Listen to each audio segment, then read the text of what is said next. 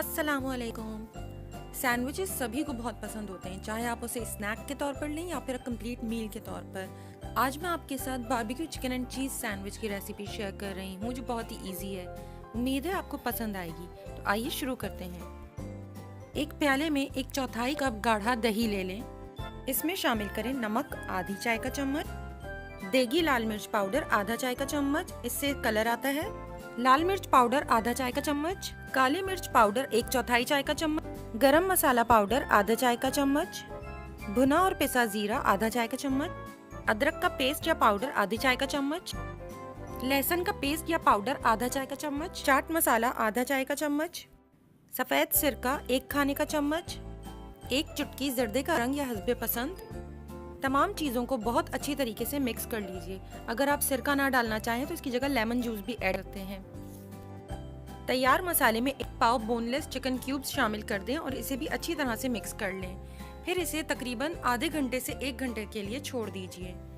अब एक पैन में 2 से 3 खाने के चम्मच तेल गरम कर तैयार चिकन इसमें शामिल कर दें।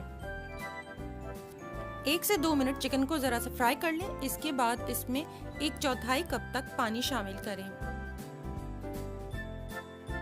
अच्छी तरह से मिक्स करने के बाद इसे कवर कर इतनी देर कुक करें कि चिकन गल जाए और बिल्कुल ड्राई हो जाए।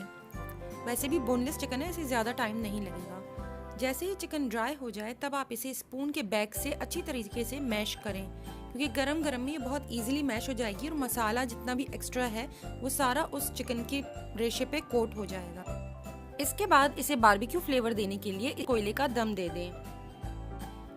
किसी भी एल्युमिनियम फॉइल रोटी के टुकड़े या प्याज के टुकड़े के ऊपर गरम कोयला रखें और उस पर थोड़ा सा तेल डालकर देगची को फौरन कवर कर दें। चिकन को थोड़ी देर छोड़ दें ताकि वो रूम टेम्परेचर पर आ जाए। इसके बाद इसमें 1/4 से आधा कप तक मायोनीज शामिल करें और इसे अच्छी तरह से मिक्स कर लें।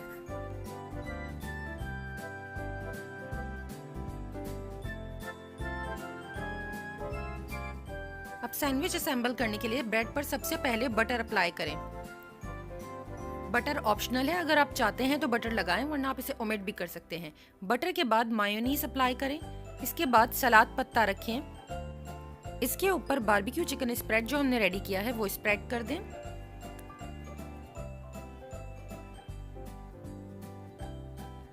फिर चेडर चीज श्रेड कर इसके ऊपर डाल दें। अगर आप चाहें तो स्लाइस भी रख सकते हैं, लेकिन स्लाइस और श्रेडेड चीज का टेक्सचर और टेस्ट दोनों थोड़ा डिफरेंट होता है।